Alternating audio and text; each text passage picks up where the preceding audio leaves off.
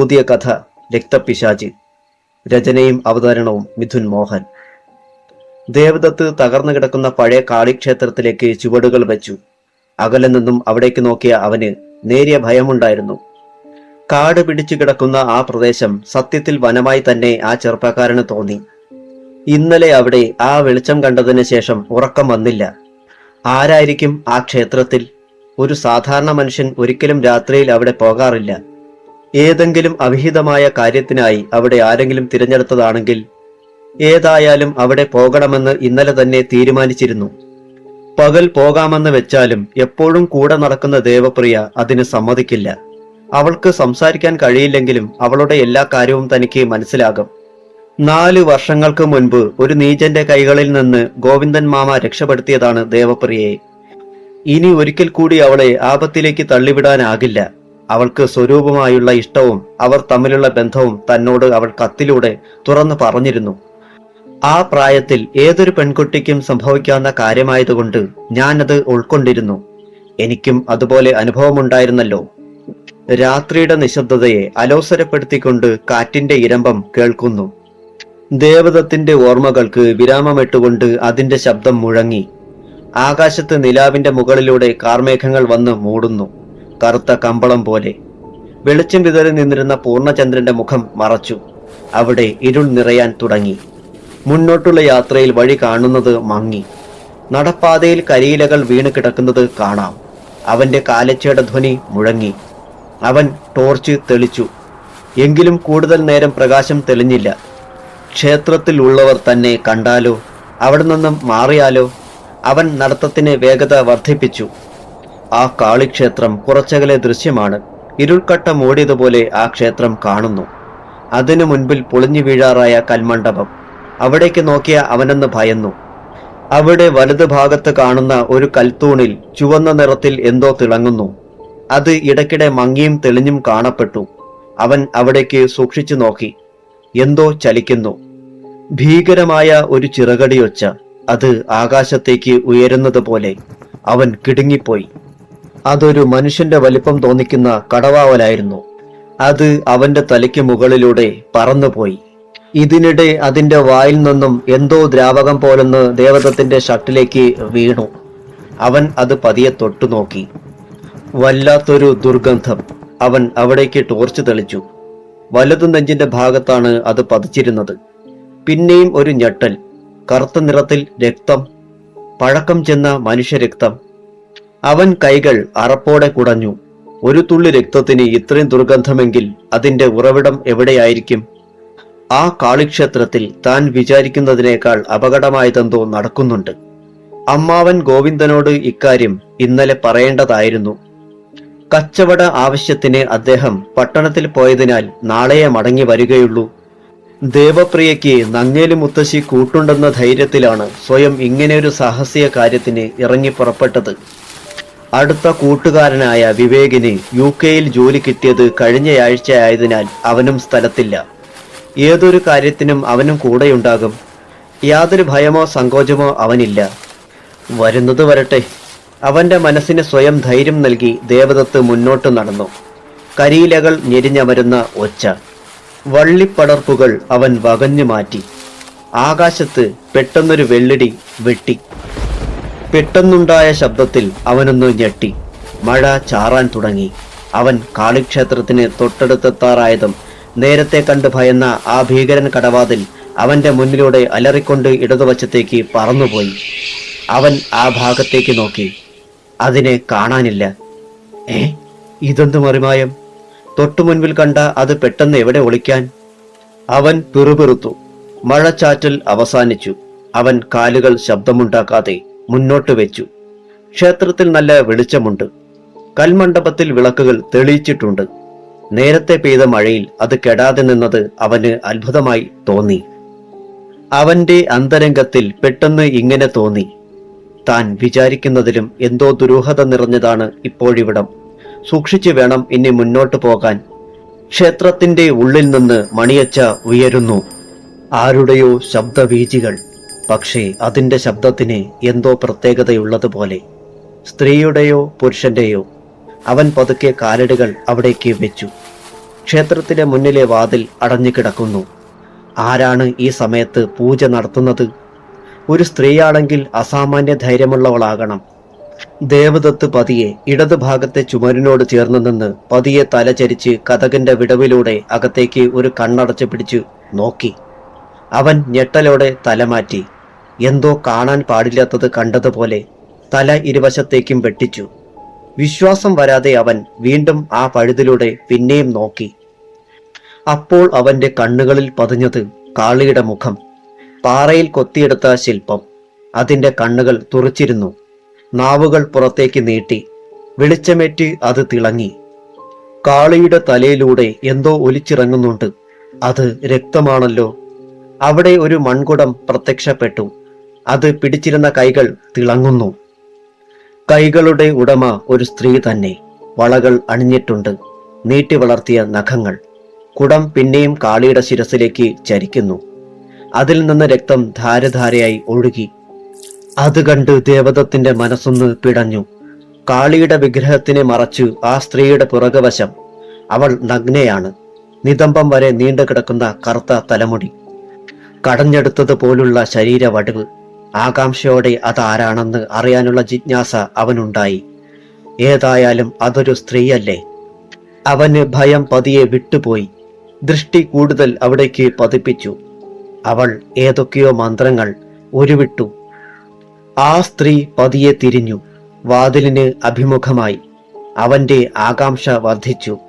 അവളുടെ മുഖം, മുടി, കണ്ണുകൾ, മൂക്ക്, അധരങ്ങൾ, കൊത്തിയെടുത്ത പോലുള്ള മാറിടങ്ങൾ, പൊക്കിൽ ചുഴികൾ. അവന്റെ കണ്ണുകൾ താഴേക്ക് അവളുടെ ഉടലിലേക്ക് പതുക്കെ ഇഴഞ്ഞു.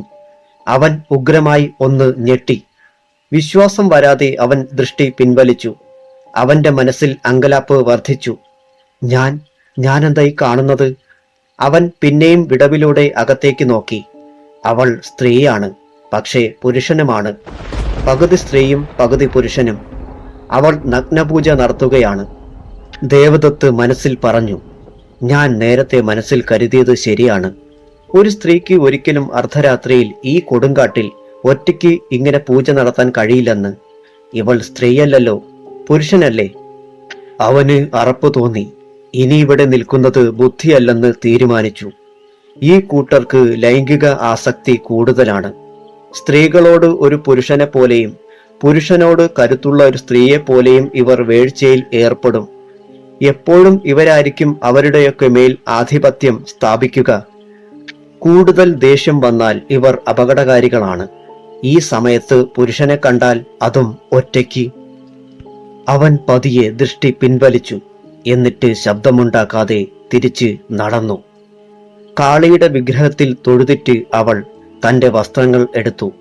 ബ്ര, പാവാട, ബ്ലൗസ്, സാരി എല്ലാം എടുത്ത് ധരിച്ചു കഴിഞ്ഞപ്പോൾ അവളെ കണ്ടാൽ യഥാർത്ഥ സ്ത്രീയും തോറ്റുപോകും. അവൾ ഉറക്കെ അട്ടഹസിച്ചു. എന്റെ അച്ഛനും ചേട്ടനും കഴിയാത്തത് ഞാൻ സാധിക്കും. ഒരു ആൺകുട്ടിയായി ജനിച്ചു. പെൺകുട്ടിയായി ജീവിക്കുന്ന എനിക്ക് കഴിയും അത്. അവൾ അടുത്തിരുന്ന കഠാര കയ്യിലെടുത്തു. ഇടത് കൈയിലെ ചൂണ്ടുവിരൽ അതിലേക്ക് അമർത്തി. രക്തത്തുള്ളികൾ താഴേക്കൊഴുകി. അത് അവിടെ ഇരുന്ന ചെറിയൊരു പാത്രത്തിലേക്ക് ഇറ്റിച്ചു. തള്ളവിരൽ അമർത്തി. കൂടുതൽ ശക്തിയായി രക്തത്തുള്ളികൾ ഇറ്റിറ്റു വീണു. പതിയെ അതെടുത്തുകൊണ്ട് കാളി വിഗ്രഹത്തിന് സമീപം ചെന്നു. എന്നിട്ട് അവൾ ദേഷ്യഭാവത്തിൽ പറഞ്ഞു, എന്നെ സമൂഹം എങ്ങനെ കുറ്റപ്പെടുത്തിയോ ഒറ്റപ്പെടുത്തിയോ അവരോടൊക്കെ എനിക്ക് പ്രതികാരം ചെയ്യണം. എന്റെ അച്ഛന്റെ പാത തന്നെ ഞാനും തിരഞ്ഞെടുത്തു. അതിനാണ് എനിക്ക് പറ്റിയ സ്ഥലം ഞാൻ തിരഞ്ഞത്. ഇപ്പോൾ അതിനുള്ള ഇടം നീ കാണിച്ചു തന്നു കാളി. അച്ഛൻ ചൊല്ലിത്തന്ന മന്ത്രങ്ങൾ ഇനി പ്രയോഗിക്കാൻ സമയമായി.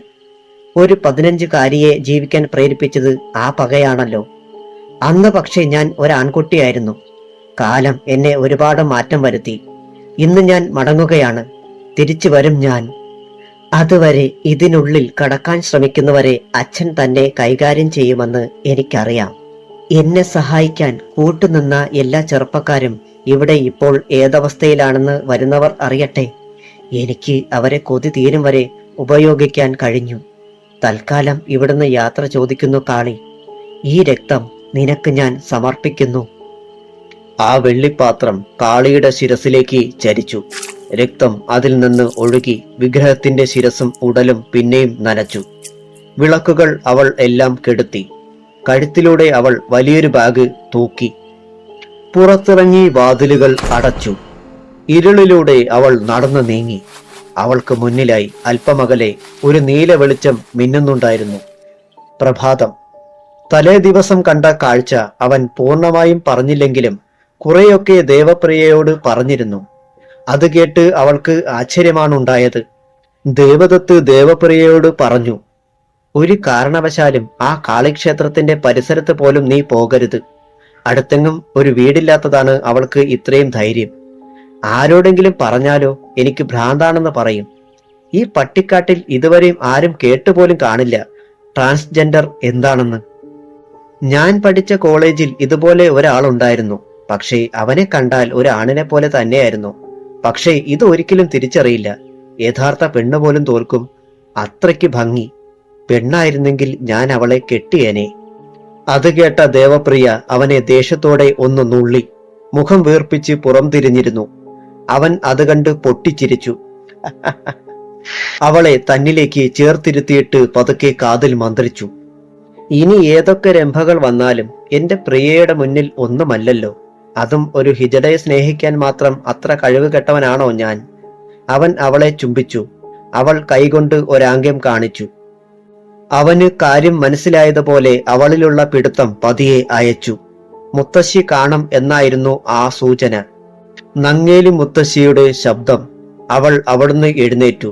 പടികൾ കയറി വീട്ടിലേക്ക് ഓടിപ്പോയി. ദേവദത്ത് പുഞ്ചിരിയോടെ അത് നോക്കിയിരുന്നു. അന്നത്തെ ദിവസം കഴിഞ്ഞു. പിറ്റേന്ന് വൈകുന്നേരം നങ്ങേലിയും ദേവപ്രിയയും വീടിന്റെ തൊട്ടടുത്തുള്ള മാവിന്റെ ചുവട്ടിലിരുന്ന് സംസാരിച്ചിരിക്കുകയായിരുന്നു. ദേവദത്ത് അടുക്കളയിൽ ചായയിടുന്ന തിരക്കിലും. അപ്പോഴാണ് വീട്ടിലെ ലാൻഡ് ഫോണിലേക്ക് ഒരു കോൾ വരുന്നത്. ശബ്ദം കേട്ട് അടുപ്പത്തിരുന്ന് തിളച്ച ചായപാത്രം എടുത്തു മാറ്റിയിട്ട് ധൃതിയിൽ അവിടേക്ക് ഓടി. ബെൽ മുഴങ്ങി. കോളർ ഐഡിയിലേക്ക് നോക്കി. പരിചയമില്ലാത്ത നമ്പർ. അവൻ റിസീവർ കയ്യിലെടുത്തു. കാതിൽ ചേർത്തു. ഹലോ, ഇതാരാ? അപ്പുറം നിന്നും ഒരു സ്ത്രീ ശബ്ദം. ഞാൻ രേണുക. അവിടെ ദേവപ്രിയ ഇല്ലേ? ഉണ്ട്, ഞാൻ ദേവദത്ത്, അവളുടെ കസിൻ. എന്താ വിളിച്ചത്? എന്നോട് ദേവപ്രിയ പറഞ്ഞിരുന്നു ഒരു കാര്യം. അതായത് ആ കുട്ടിക്ക് കമ്പ്യൂട്ടർ കോഴ്സ് എടുക്കണമെന്ന്. ഈ വർഷം കുട്ടിക്ക് ജോലി വാങ്ങിത്തരാൻ എന്നോട് അവൾ ഒരു കത്ത് വഴി ആവശ്യപ്പെട്ടിരുന്നു. ഫോൺ നമ്പരും കൂടെ അതിലുണ്ടായിരുന്നു. ഇവിടെ ജോലി കിട്ടണമെങ്കിൽ കമ്പ്യൂട്ടർ കോഴ്സ് അറിയണം. ഇപ്പോൾ എനിക്ക് വെക്കേഷൻ ആണ്. ആ കുട്ടിയുടെ നാട്ടിലേക്ക് എന്നെ ക്ഷണിച്ചു. അവിടെ വരുമ്പോൾ എന്റെ പേഴ്സണൽ കമ്പ്യൂട്ടർ കൂടെ കൊണ്ടുവരാം. എന്നിട്ട് ആ കുട്ടിയെ പഠിപ്പിക്കാം. അത് കേട്ട് ദേവദത്ത് പറഞ്ഞു, അതാണോ കാര്യം? ശരി ടീച്ചർ, പ്രിയ പറഞ്ഞതല്ലേ, ഇങ്ങോട്ട് പോന്നോളൂ. അങ്ങേ തലയ്ക്കൽ രേണുക പിന്നെയും പറഞ്ഞു, കൂടെ എന്റെ മകളും ഉണ്ടാകും. ഓക്കെ, അപ്പോൾ നേരിൽ കാണാം. ലൈൻ ഡിസ്കണക്റ്റായി. അവൻ ഉടനെ ഇക്കാര്യം ദേവപ്രിയയോടും നങ്ങേലിയോടും പറഞ്ഞു. അവർക്ക് വലിയ സന്തോഷമായി. ദേവദത്ത് ഉടനെ അടുക്കളയിലേക്ക് പോയി. കുറച്ചു നേരത്തിന് ശേഷം എല്ലാവർക്കും ചായയുമായി വന്നു. പിന്നെ അവിടെ കൊച്ചു വർത്തമാനങ്ങളും ചിരിയും. ദേവപ്രിയ കുലുങ്ങിച്ചിരിച്ചു. അങ്ങനെ സന്ധ്യ കടന്നു. ഇരുട്ടിന്റെ കമ്പളം പുതയ്ക്കാൻ തുടങ്ങി. ദേവദത്ത് രാത്രിയാകാൻ കാത്തിരുന്നു. കാളിക്ഷേത്രത്തിലെ രഹസ്യം കണ്ടുപിടിക്കാൻ അവന്റെ മനസ്സ് തുടിച്ചുകൊണ്ടിരുന്നു. സമയം അർദ്ധരാത്രി. ദേവപ്രിയയുടെ വീടിന്റെ പടിക്കെട്ടുകളിൽ രണ്ട് മനുഷ്യരുടെ നിഴലുകൾ. ഒരാളുടെ കയ്യിൽ ടോർച്ച് തെളിയിച്ചിട്ടുണ്ട്. ദേവദത്ത് ആകാംക്ഷ അടക്കാനാകാതെ പറഞ്ഞു, അമ്മാവൻ ഗോവിന്ദനാണ് കൂടെയുള്ളത്. നമുക്ക് ആ രഹസ്യം കണ്ടുപിടിക്കണം അമ്മാവ. അതൊരു സ്ത്രീയല്ല എന്നത് കൂടുതൽ അപകടമാണ്. മറുപടിയായി അവന്റെ തോളിൽ തട്ടിയിട്ട് ഗോവിന്ദൻ പറഞ്ഞു, മോനെ ദേവ, പണ്ട് ഇതിനേക്കാൾ അപകടം പിടിച്ച ഒരു വേട്ടമൃഗത്തിനെ അമ്മാവൻ നേരിട്ടിട്ടുണ്ട്. അതിനേക്കാൾ ഒന്നുമല്ല ഇത്. എനിക്ക് ബലമായ സംശയം ഇനി അതിന്റെ തുടർച്ചയാണോ ഇതെന്നാണ്. കാവലായി മിക്കവാറും പ്രേതങ്ങൾ അവിടെ നിൽക്കുന്നുണ്ടാകും. ഗോവിന്ദൻ പറഞ്ഞു നിർത്തിയതും ഒരു ചിറകടിയൊച്ച അവിടെ മുഴങ്ങിക്കേട്ടു. അവർ ഇരുവരും ശബ്ദം കേട്ട ഭാഗത്തേക്ക് നോക്കി. അവിടെ കണ്ട പേരാൽ മരത്തിലെ ശിഖരങ്ങൾ ശക്തിയായി ഉലഞ്ഞുകൊണ്ടിരുന്നു. കുറച്ചകലെയായി ഒരു ഇരുൾക്കട്ട പോലെ മനുഷ്യന്റെ അത്രയും വലുപ്പത്തിൽ ആകാശത്ത് കൂടി ഏതോ ജീവി പറന്നകലുന്നു. ഗോവിന്ദൻ അത് കണ്ട് അത്ഭുതത്തോടെ പറഞ്ഞു, അതൊരു കടവാവലാണ്, അവളുടെ കാവൽക്കാരൻ. മോൻ പേടിക്കണ്ട, അതിന് നമ്മളെ ഉപദ്രവിക്കാൻ കഴിയില്ല. അവിടുള്ള ഏതോ പിശാചിനെ അറിയിക്കാൻ പോയതാണ്. ഇനി നമ്മൾ കുറച്ച് ജാഗ്രത കാണിക്കണം എന്ന് മാത്രം. അവർ ഇരുവരും നടത്തം പിന്നെയും തുടർന്നു. വഴിയിൽ ചിലയിടത്ത് അവർക്ക് മുന്നിലൂടെ ആരോ നടക്കുന്നത് പോലുള്ള കാലടി ശബ്ദം കേട്ട് ദേവദത്ത് മുന്നോട്ടു പോകാൻ ഒന്ന് മടിച്ചു. ഗോവിന്ദൻ പതിയെ അവന്റെ തോളിൽ തട്ടി ധൈര്യം കൊടുത്തു. എന്നിട്ട് ഉറക്കെ പറഞ്ഞു, നിന്റെ ഒരു കൺകെട്ടുവേലയും ഇവിടെ ചെലവാകില്ല. ധൈര്യമുണ്ടെങ്കിൽ നേർക്കുനേർ നിന്ന് നേരിടാൻ നോക്ക്. പെട്ടെന്ന് മുന്നിൽ നടന്ന അരൂപിയുടെ കാലൊച്ച നിലച്ചു. ഗോവിന്ദൻ അവന്റെ തോളിൽ പിടിച്ച് അവിടെ നിർത്തി. അവർ നിൽക്കുന്നതിന് നേരെ 20 അടികൾക്കപ്പുറം ഒരു രൂപം പതിയെ പതിയെ തെളിഞ്ഞു വരുന്നു. അതിന്റെ കാലുകൾ, ഉടലുകൾ എല്ലാം അവിടെ ദൃശ്യമായി. കണ്ടാൽ അറപ്പ് തോന്നുന്ന ഒരു സത്വം, അഴുകി ദുർഗന്ധം വമിക്കുന്ന ഒരു ജഡസമാനമായ ശരീരം. അതിന്റെ കണ്ണുകളിൽ നിന്നും രക്തം ഒലിച്ചിറങ്ങുന്നു. നാവ് പുറത്തേക്ക് നീട്ടി അത് അട്ടഹസിച്ചു. ദേവദത്തിന് അത് കാണാൻ കഴിയാതെ മുഖം തിരിച്ചു. ഗോവിന്ദൻ അവന് മുന്നിലേക്ക് കയറി. എന്നിട്ട് അതിനെ നോക്കി ഉറക്കെ പറഞ്ഞു, നിന്റെ ശരീരം അദൃശ്യമാക്കാൻ നിനക്കവൾ ശക്തി തന്നത് എന്നെ ആശ്ചര്യപ്പെടുത്തുന്ന കാര്യമാണ്. പക്ഷേ നിനക്ക് നമ്മെ അപായപ്പെടുത്താൻ കഴിയില്ല. കാരണം നിനക്ക് ശരീരമില്ല. ഭയപ്പെടുത്തി നമ്മളെ ഇവിടുന്ന് ഓടിക്കണം. അത് മാത്രമാണ് നിന്റെ ലക്ഷ്യം. ഇത് കേട്ട് കോപത്തോടെ അലറി വിളിച്ചുകൊണ്ട് ആ സത്വം അവർക്ക് നേരെ പാഞ്ഞടുത്തു. ദേവദത്ത് ഭയന്ന് കണ്ണുകൾ ഇറുക്കി അടച്ചു. അവർക്കടുത്തെത്തിയതും ഏതോ അദൃശ്യ മതിലിൽ ഇടിച്ചതുപോലെ അത് നിന്നു. ഗോവിന്ദൻ കണ്ണടച്ച് നിൽക്കുകയാണ്. അസ്പഷ്ടമായ ഏതോ മന്ത്രം ഉരുവിടുന്നു. വലത് കൈ നെഞ്ചിൽ മടക്കിച്ചേർത്ത് വെച്ചിട്ടുണ്ട്. പതിയെ കണ്ണുകൾ തുറന്നു. തൊട്ടടുത്ത് നിൽക്കുന്ന ഭീകര സത്വത്തിന്റെ നേർക്ക് എന്തോ വീശി എറിഞ്ഞു. ടോർച്ച് ദേവദത്തിന്റെ കയ്യിൽ ഇതിനിടെ ഗോവിന്ദൻ ഏൽപ്പിച്ചിരുന്നു.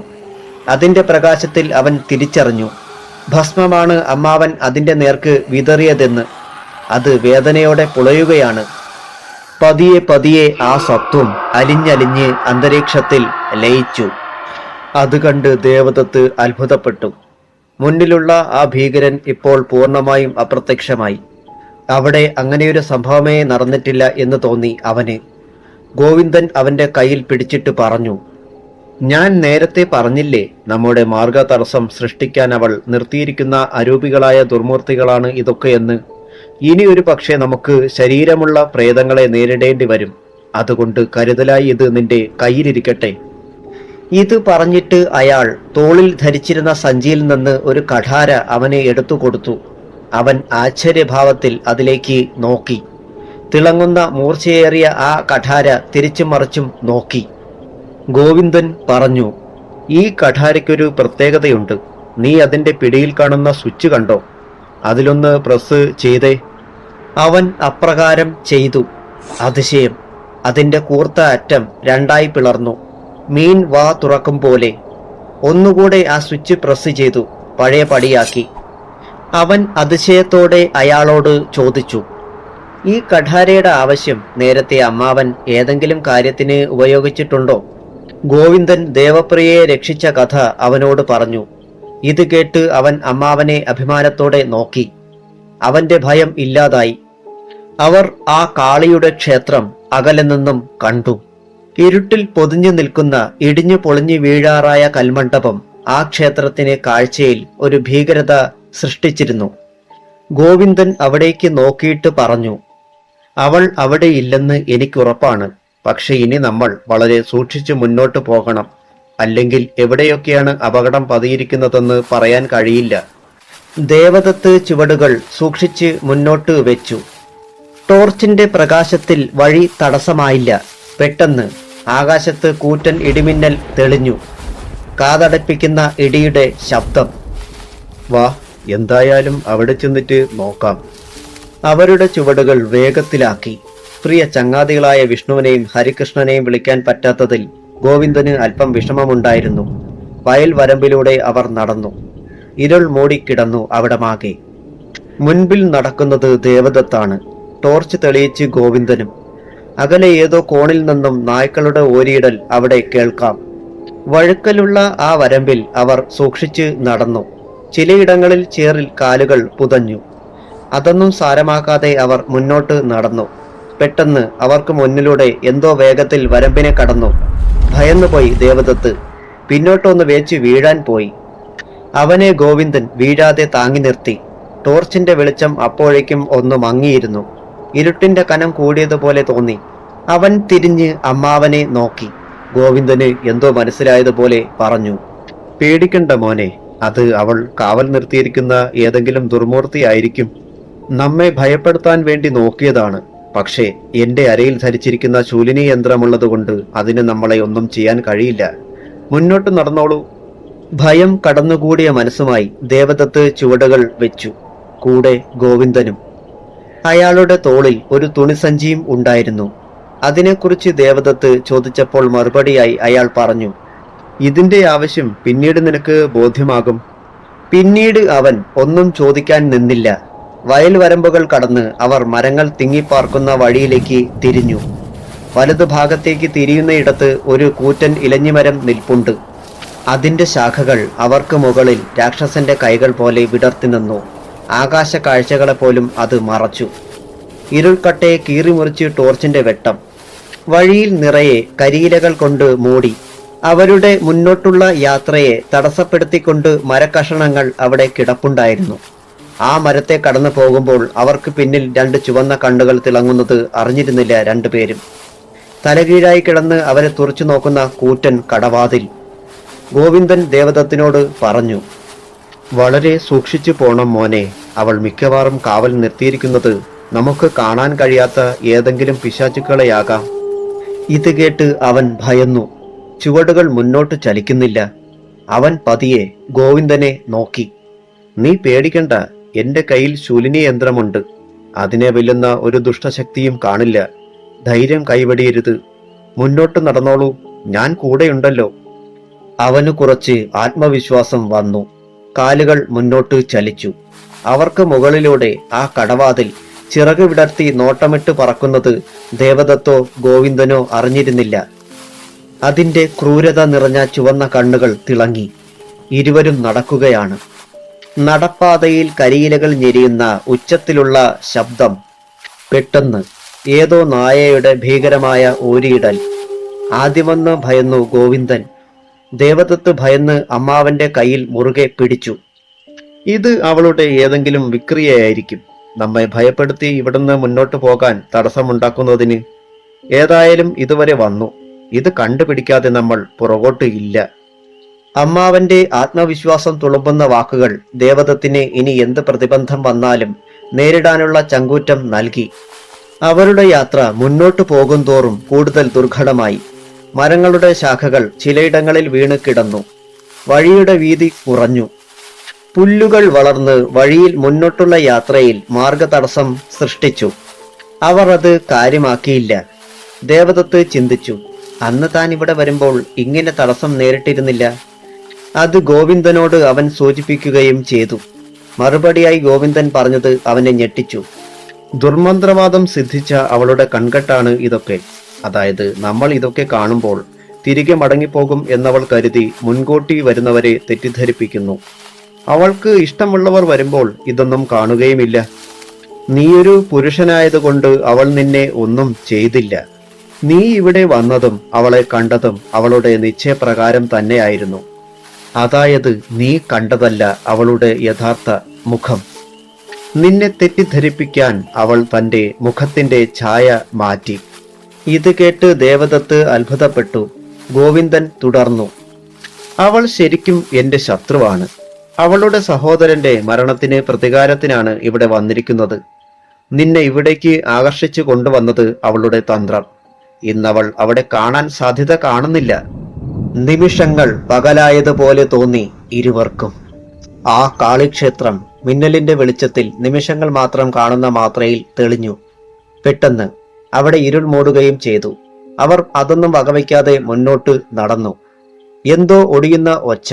അവർ ഇരുവരും കാത് കൂർപ്പിച്ചു. പെട്ടെന്ന് തൊട്ടടുത്ത മരത്തിന്റെ കൊമ്പ് അവരുടെ മുന്നിൽ ഒടിഞ്ഞു വീണു.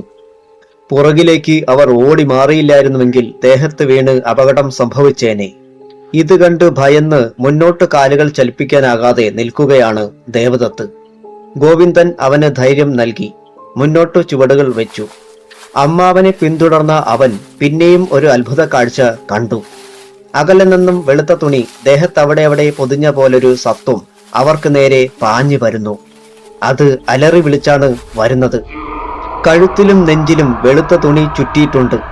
ടോർച്ചിലെ വെളിച്ചം അതിനു നേർക്ക് തെളിച്ചു ഗോവിന്ദൻ. രക്തത്തിൽ കുളിച്ചതുപോലെ തോന്നിച്ച അതിനെ കണ്ടാൽ ആരുമൊന്ന് അറയ്ക്കും. വായിലൂടെ രക്തം ഇറ്റിറ്റ് വീണുകൊണ്ടിരുന്നു. വല്ലാത്ത ദുർഗന്ധം അവർക്ക് അനുഭവപ്പെട്ടു. അതിന്റെ കണ്ണുകളിൽ പകയുടെ കനലുകൾ എരിയുന്നത് പോലെ ഗോവിന്ദന് തോന്നി. അത് ലക്ഷ്യം വെക്കുന്നത് ദേവനെയാണ്. എങ്ങനെയും അതിനെ തടയണം. അയാളുടെ മനോമുകുരം മന്ത്രിച്ചു. അലറിക്കൊണ്ട് ഒരു മതയാനയുടെ വേഗത്തിൽ അത് അവർക്ക് നേരെ പാഞ്ഞെടുക്കുകയാണ്. ഗോവിന്ദൻ അതിവേഗത്തിൽ ദേവനെ മറികടന്ന് മുന്നിലെത്തി. അയാളെ കണ്ടതും ആ സത്വം ഒന്ന് പരിങ്ങിയതുപോലെ തോന്നി. അതിന്റെ വേഗത കുറഞ്ഞു. അവർക്കിരുവർക്കും 10 അടി അകലെയായി ആ പ്രേതം നിശ്ചലനായി. ഗോവിന്ദന് ചുറ്റും ഒരു അഗ്നിസമാനമായ പ്രകാശവലയം പ്രത്യക്ഷമായി. പക്ഷെ ദേവന് ഇത് കാണാൻ കഴിഞ്ഞില്ല. ഗോവിന്ദൻ മന്ത്രം ഉരുവിടുന്ന ശബ്ദം അവിടെ പ്രകമ്പനം കൊള്ളുന്നത് പോലെ അവന് അനുഭവപ്പെട്ടു. പ്രേതം പതിയെ ചുവടുകൾ പുറകോട്ട് വെച്ചു. ഗോവിന്ദൻ മുന്നോട്ട് കാലടികൾ ചലിപ്പിച്ചു. ആ സത്വം ഭയന്നതുപോലെ ഒന്നലറി. ഇത് കണ്ട് ദേവദത്ത് ഭയന്ന് കണ്ണുകൾ ഇറുക്കിയടച്ചു. അന്തരീക്ഷത്തിൽ പൊടിപടലങ്ങൾ നിറയാൻ തുടങ്ങി. വൃക്ഷങ്ങളിൽ ഇരുന്ന രാപക്ഷികൾ ഭയന്ന് എവിടേക്കോ പറന്നകന്നു. പതിയെ പതിയെ ആ സത്വം പുകച്ചുരുളുകളായി മാറിക്കൊണ്ടിരുന്നു. ദേവദത്ത് കണ്ണു തുറന്നപ്പോൾ അവിടെ ആ പ്രേതത്തെ കാണാനുണ്ടായിരുന്നില്ല. ഒരില പോലും ചലിക്കാതെ നിൽക്കുന്നു. അവൻ അത്ഭുതത്തോടെ ഗോവിന്ദനെ നോക്കി. അയാൾ പതുക്കെ അവന്റെ തോളിൽ തട്ടിയിട്ട് മുന്നോട്ടു നടന്നു. അമ്മാവന്റെ കഴിവിൽ ഉറച്ച വിശ്വാസം തോന്നിയ ദേവദത്ത് അയാളെ അനുഗമിച്ചു. കാളിക്ഷേത്രത്തിലെ പൊളിഞ്ഞു വീഴാറായ മണ്ഡപത്തിന് സമീപം അവരിരുവരും എത്തിച്ചേർന്നു. പരിസരമാകെ ഇരുട്ടിലാണ്ട് കിടക്കുന്നു. ഗോവിന്ദൻ അടുത്തു കണ്ട പകുതി തകർന്ന കൽത്തൂണിൽ ടോർച്ച് വെളിച്ചം അണയാതെ വെച്ചു. ദേവദത്ത് അവിടമാകെ ഗഹനമായി ഒന്ന് വീക്ഷണം നടത്തി. കരിയിലകൾ മൂടിക്കിടക്കുന്നു അവിടം.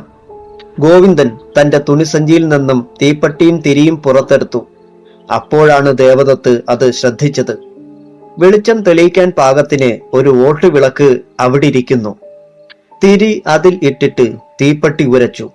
ആദ്യമൊന്ന് മങ്ങിയിട്ട് പ്രകാശം തെളിഞ്ഞു.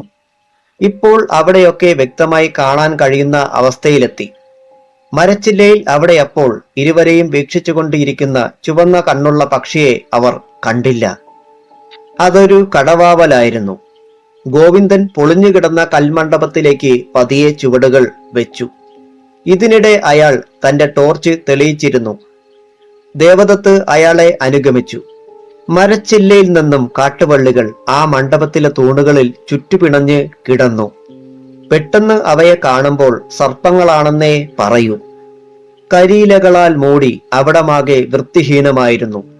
ചിലയിടങ്ങളിൽ മാത്രം തൂത്തു വൃത്തിയാക്കിയതുപോലെ കരിയിലകൾ മാറിക്കിടപ്പുണ്ടായിരുന്നു. അവർ പാദങ്ങൾ അടിവെച്ച് മുന്നേറി. മുന്നിൽ അപകടം ഏതു വിധത്തിൽ വരുമെന്ന് നിശ്ചയമില്ലാത്തതിനാൽ ഓരോ ചുവടും ഗോവിന്ദൻ ശ്രദ്ധിച്ചിരുന്നു. പെട്ടെന്ന് അവർക്ക് അസഹനീയമായ ദുർഗന്ധം അനുഭവപ്പെട്ടു. അതിന്റെ ഉറവിടം എവിടെയെന്ന് അറിയാതെ അയാൾ ടോർച്ചിന്റെ പ്രകാശം ചുറ്റിലും പായിച്ചു.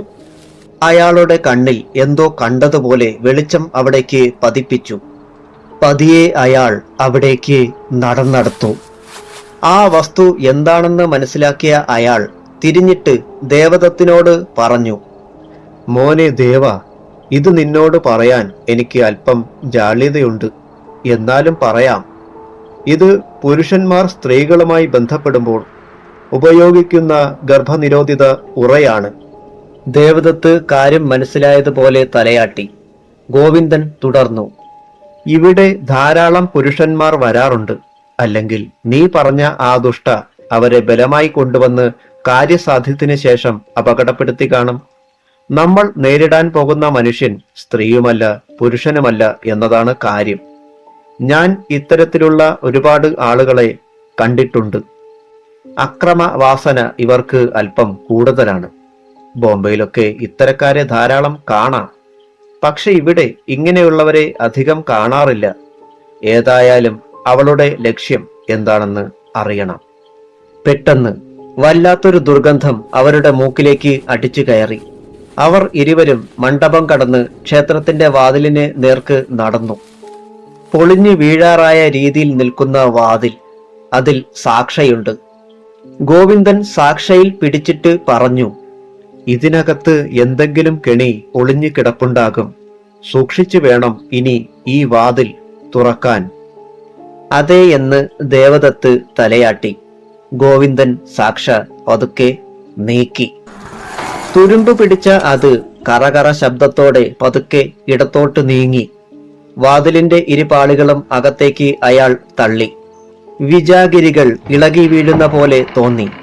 ഭയാനകം നിറഞ്ഞ ഒരു പ്രകമ്പനം അവിടെ മുഴങ്ങിക്കേട്ടു. പാളികൾ അകത്തേക്ക് തുറന്നു.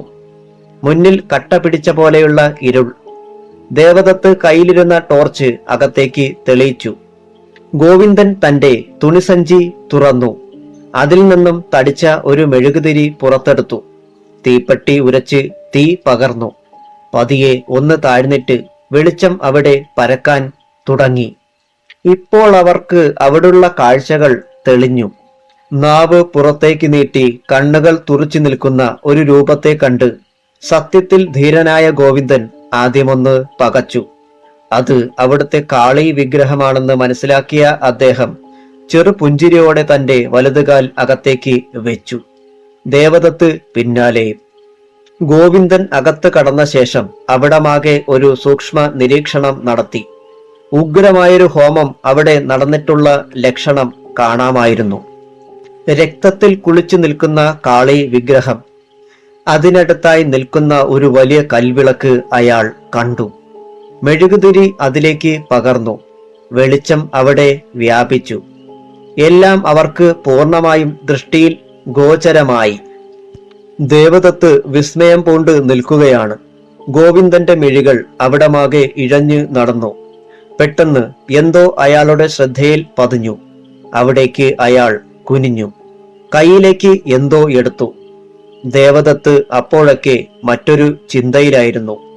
അവന്റെ മനംമാറ്റം ഗോവിന്ദൻ തിരിച്ചറിഞ്ഞില്ല എന്നതായിരുന്നു വാസ്തവം.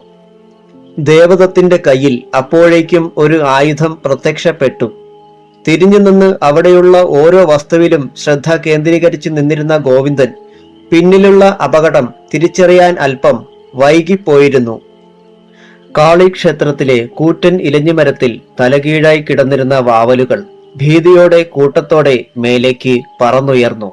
അവിടെ വട്ടം ചുറ്റി. അകലെ എവിടെയോ നായ്ക്കളുടെ ഓരിയിടൽ ഉയർന്നു. അതിഭീകരമായ ഒരു മനുഷ്യന്റെ ദീനരോദനം മുഴങ്ങി. ഗോവിന്ദൻ അവിശ്വസനീയമായി ദേവദത്തിനെ നോക്കിയിട്ട് പതിയെ വയറിലേക്ക് നോക്കി. മറുപുറം തുളഞ്ഞ് പുറത്തേക്ക് തള്ളി നിൽക്കുന്ന മൂർച്ചയേറിയ ഒരു വാൾ. അതിന്റെ അഗ്രത്തിൽ നിന്നും രക്തം ഇറ്റിറ്റ് വീണു. മുഖത്തേക്ക് തെറിച്ച രക്തം ഇടത് കൈകൊണ്ട് തുടച്ചിട്ട് ദേവദത്ത് പൊട്ടിച്ചിരിച്ചു. എന്നിട്ട് പറഞ്ഞു, എന്റെ പ്രതികാരത്തിന്റെ തുടക്കമാണ് നീ. ഇപ്പോൾ നിന്റെ അനന്തിരവന്റെ ഈ ദേഹം എനിക്ക് ഉപകാരപ്പെട്ടു. ഞാൻ ആരാണെന്ന് നിനക്ക് അറിയാമോ? ഞാൻ മോഹൻദാസിന്റെ മകളാണ്. നീയൊക്കെ 3 പേരും ചേർന്ന് മൃഗീയമായി കൊന്നു തള്ളിയ അതേ വേട്ടമൃഗത്തിന്റെ മകൾ.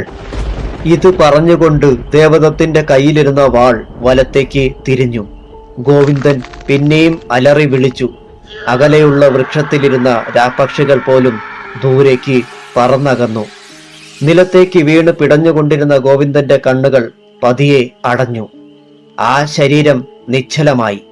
കൂരിരുൾ നിറഞ്ഞ വഴിയിലൂടെ ഗോവിന്ദന്റെ ശരീരം ആ പ്രേതാത്മാവ് വലിച്ചിഴച്ച് കൊണ്ടുപോയി. കരിയിലകളിൽ രക്തത്തുള്ളികൾ പറ്റിപ്പിടിച്ചു. അത് ചെന്ന് അവസാനിച്ചത് ഇടിഞ്ഞു പൊളിഞ്ഞു വീഴാറായ ഒരു കെട്ടിടത്തിന്റെ സമീപമായിരുന്നു. അപ്പോൾ അവിടേക്ക് ഒരു വലിയ കടവാവൽ പറന്നു വന്ന് ആ കെട്ടിടത്തിന്റെ മുകളിൽ വന്നിരുന്നു. അതിന്റെ കണ്ണുകൾ ചുവന്ന് തിളങ്ങി. ദേവദത്തിന്റെ ശരീരത്തിൽ പ്രവേശിച്ച ആ ദുരാത്മാവിന് ലോകം വെട്ടിപ്പിടിച്ച സന്തോഷമായിരുന്നു.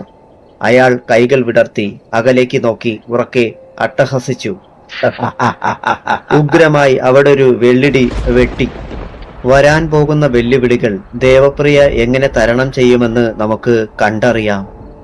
രാത്രിയുടെ ഭീകരതയെ മറച്ച് പ്രഭാതം വിടർന്നു. ദേവപ്രിയ അടുക്കളയിൽ നിന്നും ആവി പറക്കുന്ന ചായയുമായി ദേവൻ കിടന്ന മുറിയുടെ വാതിലിൽ ചെന്ന് തട്ടി. അവൾക്ക് സംസാരിക്കാൻ കഴിയില്ലല്ലോ. പക്ഷേ അകത്ത് പ്രതികരണം ഇല്ല. അവൾ ഉറക്കെ വാതിലിൽ തട്ടി. കുറച്ച് നിമിഷങ്ങൾക്ക് ശേഷം അകത്ത് മൂരി നിവരുന്ന ശബ്ദം. വാതിൽ തുറക്കപ്പെട്ടു. ഉറക്കച്ചടവോടെ ദേവദത്ത് മുന്നിൽ. അവൾ അവന് നേർക്ക് ചായ നീട്ടി. അവൻ കപ്പ് വാങ്ങി അകത്തേക്ക് തിരിഞ്ഞു നടന്നു. വാതിൽ തനിയെ ചേർന്നടഞ്ഞു. ദേവപ്രിയ ഇതൊന്നും ശ്രദ്ധിക്കാതെ അച്ഛന്റെ മുറിയുടെ നേർക്ക് നടന്നു. ഗോവിന്ദന്റെ മുറിയുടെ വാതിൽ അടഞ്ഞു കിടന്നു. തലേ ദിവസം അത്താഴം കഴിച്ചിട്ട് അച്ഛൻ മുറിയിലേക്ക് കയറി പോകുന്നത് കണ്ട അവൾക്ക് തലേന്നുള്ള കാര്യം അറിയില്ലല്ലോ. ദേവപ്രിയ വാതിൽ ഉറക്കെ തട്ടി. കുറെ തട്ടിയിട്ടും അനക്കമൊന്നും കേൾക്കാതായപ്പോൾ അവൾക്ക് ഭയമായി. അവളുടെ കയ്യിലിരുന്ന കപ്പും സോസറും താഴെ വീണ് ചിന്നിച്ചിതറി. ശബ്ദം കേട്ട് നങ്ങേലിയും ദേവദത്തും അവിടേക്ക് ഓടി വന്നു. അവർ ഇരുവരും അവൾക്കരികിൽ എത്തിയപ്പോൾ ഭയന്ന മിഴികളോടെ വാതിലിൽ ആഞ്ഞ് ഇടിക്കുകയായിരുന്നു. പക്ഷേ ഗോവിന്ദന്റെ മുറിയുടെ വാതിൽ മാത്രം തുറക്കപ്പെട്ടില്ല. അപ്പോഴേക്കും അച്ഛന് എന്തോ അത്യാഹിതം സംഭവിച്ചിരിക്കുന്നു എന്ന ബോധ്യത്തോടെ ദേവപ്രിയ ബോധക്ഷയത്തിന്റെ വക്കോളം എത്തിയിരുന്നു. അവൾ കുഴഞ്ഞ് താഴേക്ക് വീഴാൻ തുടങ്ങിയതും അവളെ ഇരുകൈകളിലേക്കും കോരി എടുത്തു കഴിഞ്ഞിരുന്നു ദേവദത്ത്. അവന്റെ മുഖത്തും വേവലാതിയുണ്ടായി. അടുത്തു കിടന്ന കട്ടിലിൽ അവളെ പതിയെ കിടത്തി. നങ്ങേലി മുത്തശ്ശി ഫാനിന്റെ സ്വിച്ച് ഓണാക്കി. അവളുടെ മുടിയിഴകളിൽ തടവിയിട്ട് മുത്തശ്ശിയെ അവൻ നോക്കി. അവർക്ക് കാര്യം മനസ്സിലായി. അവളുടെ മുഖത്ത് തളിക്കാൻ വെള്ളമെടുക്കാൻ മുത്തശ്ശി അടുക്കളയിലേക്ക് പോയി. വേഗത്തിൽ തന്നെ തിരികെ എത്തി. ഗ്ലാസ്സിലെ വെള്ളം ദേവദത്തിന് നേരെ നീട്ടി. അവൻ കൈക്കുമ്പിളിൽ എടുത്തിട്ട് അവളുടെ മുഖത്തേക്ക് തളിച്ചു.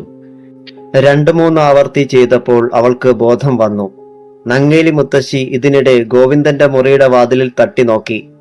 അകത്ത് യാതൊരു പ്രതികരണവും ഇല്ലെന്ന് മനസ്സിലാക്കിയ അവർ ദേവദത്തിനെ കതക് ഇടിച്ചു തുറക്കാൻ ആവശ്യപ്പെട്ടു. അവൻ ദേവപ്രിയയെ കട്ടിലിൽ കിടത്തിയിട്ട് അവിടേക്ക് വന്നു. കതകിൽ ആഞ്ഞ് അകത്തേക്ക് തള്ളി. കുറച്ചു നേരത്തെ പരിശ്രമത്തിനൊടുവിൽ കതകപാടുകളിലെ ഓടാമ്പൽ പറഞ്ഞ് ഇളകി താഴെ വീഴുന്ന ശബ്ദം കേട്ടു.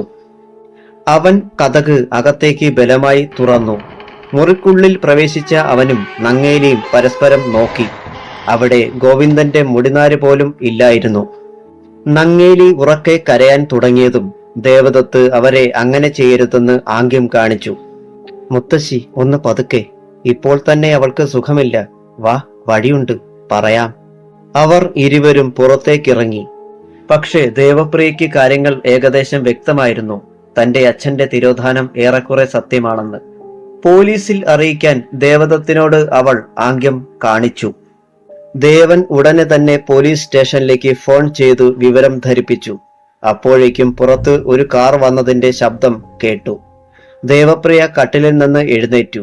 ഇത് കണ്ട ദേവൻ അവളെ തടഞ്ഞിട്ട് പുറത്തേക്ക് ചെന്നു. വന്നത് മറ്റാരുമല്ലായിരുന്നു, ദേവപ്രിയയെ കമ്പ്യൂട്ടർ കോഴ്സ് പഠിപ്പിക്കാനെത്തിയ രേണുക ടീച്ചറായിരുന്നു. കൂടെ അവരുടെ മകൾ ആരതിയും. ചെറു ചിരിയോടെ കാറിൽ നിന്നിറങ്ങിയ അവരെ നോക്കി മുഖത്ത് പുഞ്ചിരി വരുത്തി ദേവദത്ത് ഇറങ്ങിച്ചെന്നു. അവനോട് കുശലം ചോദിച്ചിട്ട് അവർ വീടിനുള്ളിലേക്ക് കടന്നു. ഇരുവരെയും കണ്ട് കട്ടിലിൽ ചാരിയിരിക്കുന്ന ദേവപ്രിയ മുഖത്ത് ചിരി വരുത്തി. എന്താ പ്രിയേ, നിന്റെ മുഖം വല്ലാതിരിക്കുന്നത്? ആംഗ്യത്തിലൂടെ അവൾ കാര്യങ്ങൾ രത്നച്ചുരുക്കത്തിൽ ഇരുവരെയും ബോധിപ്പിച്ചു. രേണുക ഉടനെ അവളുടെ മുടിയിഴയിൽ തഴുകിയിട്ട് പറഞ്ഞു, മോളെ, നീ വിഷമിക്കണ്ട. അച്ഛൻ ഉടനെ തിരിച്ചു വരും. ഏതായാലും പോലീസിൽ കംപ്ലൈന്റ് ചെയ്തത് നന്നായി. ഞങ്ങൾ വന്ന ദിവസം തന്നെ ഇങ്ങനൊരു വാർത്ത കേൾക്കേണ്ടി വന്നതിൽ എനിക്ക് ദുഃഖമുണ്ട്. രേണുകയും ആരതിയും അവളോട് ഓരോന്ന് പറഞ്ഞ് ആശ്വസിപ്പിച്ചു കൊണ്ടിരുന്നു. നേരം കടന്നു പോകുന്തോറും ദേവപ്രിയ കൂടുതൽ വിഷമിച്ചു കൊണ്ടിരുന്നു. ഇതിനിടെ പോലീസ് വാഹനം അവിടെ എത്തി. SI സത്യപാലൻ അവിടേക്ക് കയറി വന്നു. കൂടെ കോൺസ്റ്റബിൾ രഘുവരനും. ദേവദത്ത് അവരോട് രാവിലെ നടന്ന കാര്യങ്ങൾ പറഞ്ഞു. അവർക്ക് ചായയുമായി രേണുക കടന്നു വന്നു. രഘുവരൻ അവളെ നോക്കിയിട്ട് പുഞ്ചിരിച്ചു. ആരതി അവരുടെ പുറകിൽ വന്ന് സ്ഥാനം പിടിച്ചു. രഘുവിന്റെ കണ്ണുകൾ സംശയത്തിന്റെ വേലിയേറ്റത്തിൽ ഇരുവരെയും നോക്കി. സത്യപാലനോട് ദേവദത്ത് ഇരുവരെയും പരിചയപ്പെടുത്തി. പക്ഷെ രഘുവിന്റെ സംശയം അപ്പോഴും തീർന്നിരുന്നില്ല. അയാളുടെ മനസ്സിൽ ഇങ്ങനെയൊരു ചോദ്യമുണ്ടായി. ഇവരെ ഞാൻ മുൻപ് എവിടെയോ കണ്ടിട്ടുണ്ടല്ലോ, പക്ഷെ ശരിക്കും ഓർമ്മ കിട്ടുന്നില്ല. രഘുവരൻ പടികൾ ഇറങ്ങി ജീപ്പിലേക്ക് കയറുമ്പോൾ അയാളെ നിരീക്ഷിക്കുന്ന 2 കണ്ണുകൾ ദേവപ്രിയയുടെ കൂടെ അടുത്തു നിന്നിരുന്ന ആളിൻ്റെതായിരുന്നു. പകയുടെ കനലുകൾ എരിയുന്ന ആ ദൃഷ്ടി ഇനി എന്താവും കരുതി വെച്ചിരിക്കുന്നത്. രേണുകയ്ക്കും ആരതിക്കും ഏറ്റവും മികച്ച മുറികൾ ദേവപ്രിയ ഒരുക്കിയിരുന്നു. അച്ഛന്റെ അസാന്നിധ്യം അവരെ ഒരു തരത്തിലും കാണിക്കാതെ അവൾ അവരോട് പുഞ്ചിരിയോടെ സഹകരിക്കാൻ ശ്രമിച്ചു. സ്വന്തം അച്ഛന്റെ മനോധൈര്യം അറിയാവുന്ന അവൾ ഉറച്ചു വിശ്വസിച്ചു അദ്ദേഹം തിരിച്ചു വരുമെന്ന്. നേരം പെട്ടെന്ന് കടന്നുപോയി. സമയം അർദ്ധരാത്രി 12:17. ദേവപ്രിയ കട്ടിലിൽ ഉറക്കം വരാതെ തിരിഞ്ഞും മറിഞ്ഞും കിടന്നു. അകലെ നായ്ക്കളുടെ ഇടതടവില്ലാത്ത ഓരിയിടൽ, അതും അവളുടെ നിദ്രയ്ക്ക് തടസ്സമായി. 0 വാൾട്ടിന്റെ ബൾബ് കത്തുന്നുണ്ട്. തെളിച്ചമില്ലെങ്കിലും ചുവരൊക്കെ അവൾക്ക് കാണാം. അവളുടെ കണ്ണുകൾ എന്തിലോ ഉടക്കി. ഇടതുഭാഗത്തെ ചുവരിൽ അസാധാരണ വലിപ്പത്തിൽ ഒരു ഗൗളി. അതിന്റെ കണ്ണുകൾ അവളെ തുറിച്ചു നോക്കുന്നത് പോലെ അവൾക്ക് തോന്നി. ടേബിൾ ലാമ്പ് ഓണാക്കി അവിടേക്ക് നോട്ടം തിരിച്ചതും ആ ഗൗളി എങ്ങോട്ടോ അപ്രത്യക്ഷമായിരുന്നു. അവൾക്ക് അവിശ്വസനീയമായി തോന്നി.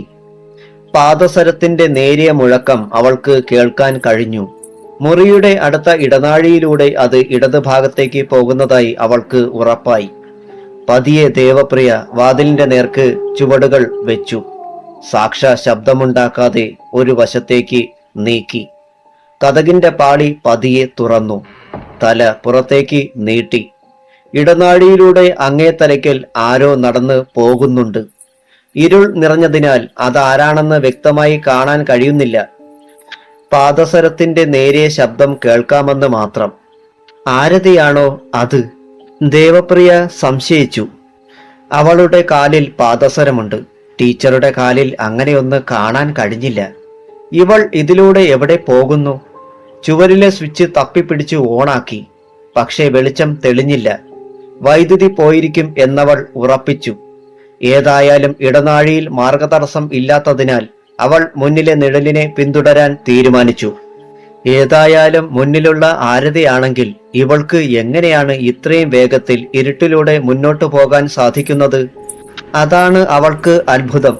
പുറത്തേക്കുള്ള വാതിൽ തനിയെ തുറക്കുന്നത് അവൾ കണ്ടു. നിഴൽ യാതൊരു തിടുക്കവും കൂടാതെ പുറത്തേക്ക് നടന്നിറങ്ങി. ഇപ്പോൾ ദേവപ്രിയ ആളെ തിരിച്ചറിഞ്ഞു. അത് ആരതി തന്നെ. ആരതി നടന്ന് അടുത്ത പുരയിടത്തിലേക്ക് കയറി. കരിയിലകളുടെ ഞെരിഞ്ഞമരുന്ന ഒച്ച. ഇത്രയുമായപ്പോൾ ദേവപ്രിയയുടെ ക്ഷമ നശിച്ചു. അവൾക്ക് ശബ്ദിക്കാൻ കഴിയില്ലല്ലോ. ചുവടുകൾ വേഗത്തിലാക്കി അവൾ അവിടേക്ക് ഓടിച്ചെന്നു. ആരതിയുടെ മുതുകിൽ ഒരടി വെച്ചു കൊടുത്തു. ഏതോ ഭീകര ദൃശ്യം കണ്ടതുപോലെ ആരതി തിരിഞ്ഞു. തന്നെ പ്രഹരിച്ച ആളിനെ നോക്കി. ദേവപ്രിയ അവളെ അടിമുടി നോക്കി നിന്നു. നിശാവസ്ത്രത്തിൽ നിൽക്കുന്ന അവൾക്ക് സ്ഥലകാല ബോധമില്ല. അവളുടെ കണ്ണുകൾ ഭയന്നു തുറിച്ചു നിന്നു. അവൾ ആരതിയെ കുലുക്കി വിളിച്ചു. പ്രിയേ, നീ എന്താ ഇവിടെ? ആ ചോദ്യം കേട്ട് ദേവപ്രിയയ്ക്ക് ആശ്ചര്യം. എന്താണ് നീ ഇവിടെയെന്ന് ആംഗ്യത്തിലൂടെ അവൾ ചോദ്യം ആവർത്തിച്ചു. ആരതി ചുറ്റിലും കണ്ണോടിച്ചു. അവൾക്ക് അപ്പോഴാണ് മനസ്സിലായത് അത് തന്റെ കിടപ്പറയല്ലെന്നും വേറേതോ ഇടമാണെന്നും അവൾ തിരിച്ചറിഞ്ഞു. പരിഭ്രമത്തോടെ ദേവപ്രിയയെ അവൾ മുറുകെ പിടിച്ചു. ശബ്ദമുണ്ടാക്കാതെ ആരതിയെ അകത്തേക്ക് കയറ്റിയിട്ട് ദേവപ്രിയ വാതിലുകൾ ചേർത്തടച്ചു. അപ്പോഴേക്കും അകത്തുള്ള ബൾബ് ഒന്ന് മിന്നിയിട്ട് തെളിഞ്ഞു. ഇടനാഴിയിലൂടെ അവർ ദേവപ്രിയയുടെ മുറിയിലേക്ക് നടന്നു. ആരതി മുറിയിലെത്തിയതും പൊട്ടിക്കരഞ്ഞ് അവളുടെ ചുമലിലേക്ക് ചാഞ്ഞു. ദേവപ്രിയ അവളെ ആശ്വസിപ്പിക്കാൻ ശ്രമിച്ചു. തലയിണ ഉയർത്തി വെച്ചിട്ട് അതിലേക്ക് അവളെ ചാരിക്കിടത്തി ഒരു കുഞ്ഞിനെ പോലെ. ദേവപ്രിയ പതിയെ അവളുടെ അടുത്തേക്ക് ചേർന്നിരുന്നു. പതിയെ കണ്ണടച്ചു. മോളെ പ്രിയേ, പ്രിയേ. നങ്ങേലി മുത്തശ്ശിയുടെ ശബ്ദം. അവൾ കണ്ണുകൾ തുറന്നു. സമീപം ഉറക്കത്തിലാണ്ട് കിടന്ന ആരതിയെ അവൾ കുലുക്കി വിളിച്ചു. ഉറക്കമുണർന്നിട്ട് സ്ഥലകാല ബോധം അവൾക്ക് പെട്ടെന്ന് വന്നില്ലെന്ന് തോന്നി. ദേവപ്രിയ വാതിൽ തുറന്നു. നങ്ങേലി മുത്തശ്ശി ആശ്ചര്യത്തോടെ അകത്ത് കിടന്ന ആരതിയെ നോക്കി. എന്നിട്ട് പറഞ്ഞു, ഈ കുട്ടി ഇവിടെയാണോ കിടന്നത്? അതേ എന്ന് ദേവപ്രിയ തലയാട്ടി. മുത്തശ്ശി അവിടുന്ന് അടുക്കളയിലേക്ക് പോയി. പ്രാഥമിക കാര്യങ്ങൾക്ക് ശേഷം പൂമുഖത്ത് പത്രം വായിച്ചിരുന്ന രേണുക ടീച്ചർ ഇരിക്കുന്നിടത്തേക്ക് ഇരുവരും ചെന്നു. ടീച്ചർ പത്രം മടക്കിയിട്ട് രണ്ടുപേരെയും നോക്കി പുഞ്ചിരിച്ചു. രണ്ടാളും എന്താ ഇപ്പോഴേ എഴുന്നേറ്റുള്ളോ? പെൺകുട്ടികൾ രാവിലെ എഴുന്നേൽക്കുന്നതല്ലേ നല്ലത്?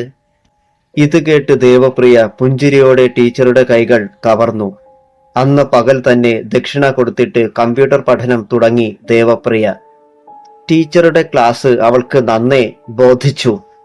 വേഗത്തിൽ അവളെല്ലാം മനസ്സിലാക്കുന്നത് ആശ്ചര്യത്തോടെ നോക്കിയിരുന്നു രേണുക. ആരതി ഇതൊക്കെ വളരെ സന്തോഷത്തോടെ ആസ്വദിച്ചു. തന്റെ കൂട്ടുകാരിക്ക് സംസാരിക്കാൻ മാത്രം കഴിയാത്ത കുറവ് മാത്രം അവളെ വ്യസനമുണ്ടാക്കി. പോലീസ് ഇതിനിടെ അവിടെ സന്ദർശനം നടത്തി. ദേവദത്ത് അടുത്തുള്ള ട്യൂഷൻ സെന്ററിൽ ക്ലാസ്സിനായി പോയിരുന്നു. അന്നത്തെ പകൽ കടന്നുപോയി. സമയം അർദ്ധരാത്രി 1:11. ചുവരിലുള്ള പഴയകാല ഘടികാരത്തിലെ സൂചികൾ ചലിക്കുന്ന ടിക് ടിക് ശബ്ദം. മുറിയിലെ ലൈറ്റ് കെടുത്തിയിരുന്നില്ല. സമയം ഏറെ കഴിഞ്ഞിട്ടും ദേവപ്രിയ ഉറങ്ങിയിരുന്നില്ല. കട്ടിലിൽ അടുത്ത് ആരതിയുമുണ്ട്. അവൾ പക്ഷേ നല്ല ഉറക്കത്തിലായിരുന്നു. പുറത്ത് നല്ല ഇടിമുഴക്കം കേൾക്കുന്നുണ്ട്. പെട്ടെന്ന് ബൾബിലെ വെളിച്ചം ഒന്ന് മിന്നി. ദേവപ്രിയ അവിടേക്ക് പെട്ടെന്ന് നോക്കി. കുറച്ചു നിമിഷം ആ വെളിച്ചം ഇതേ രീതിയിൽ തുടർന്നിട്ട് പഴയതുപോലെയായി. ദേവപ്രിയയുടെ നോട്ടം അവൾ കിടന്നതിന്റെ നേരെയുള്ള മച്ചിലേക്ക് പതിഞ്ഞു. അതാ അവിടെന്തോ തിളങ്ങുന്നു. 2 ചുവന്ന പൊട്ടുകൾ പോലെ. അവൾ അവിടേക്ക് സൂക്ഷിച്ച് നോക്കി. അസാധാരണ വലിപ്പത്തിൽ ഇന്നലെ കണ്ട അതേ ഗൗളി. പെട്ടെന്ന് അതിന്റെ വായിൽ നിന്ന് അവളുടെ ദേഹത്തേക്ക് എന്തോ വീണു. വല്ലാത്തൊരു ദുർഗന്ധം അവിടമാകെ പടർന്നു.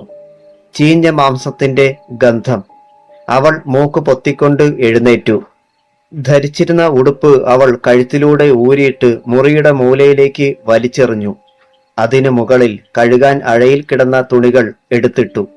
ദുർഗന്ധം കുറേശ്ശെ കെട്ടടങ്ങി. അവൾ ബ്രായും ഷഡ്ഡിയും മാത്രമേ ധരിച്ചിരുന്നുള്ളൂ. അഴയിൽ കിടന്ന മറ്റൊരു ഉടുപ്പ് ധരിച്ചിട്ട് കിടക്കയിലേക്ക് അവൾ വന്ന് കിടന്നു. നേരത്തെ നോക്കിയിടത്ത് ഗൗളിയെ കാണാനില്ല. അവൾക്ക് കൗതുകം തോന്നി. എന്തായാലും നാളെ ദേവേട്ടനോട് പറയണം ഇക്കാര്യം, അവൾ മനസ്സിൽ ഉറപ്പിച്ചു. അങ്ങനെ അന്നത്തെ രാത്രിയും കടന്നു. പകൽ 11:31. ദേവദത്ത് പാരലൽ കോളേജിൽ ക്ലാസ് എടുക്കുകയാണ്. അപ്പോഴാണ് പ്യൂൺ വാസുക്കുട്ടൻ വന്നത്. അയാൾ വന്ന കാര്യം പറഞ്ഞു. കോൺസ്റ്റബിൾ രഘുവരൻ ഫോൺ വിളിച്ചിട്ട് ലൈനിൽ തുടരുന്നു സാർ. അവൻ ഓഫീസിലേക്ക് നടന്നു.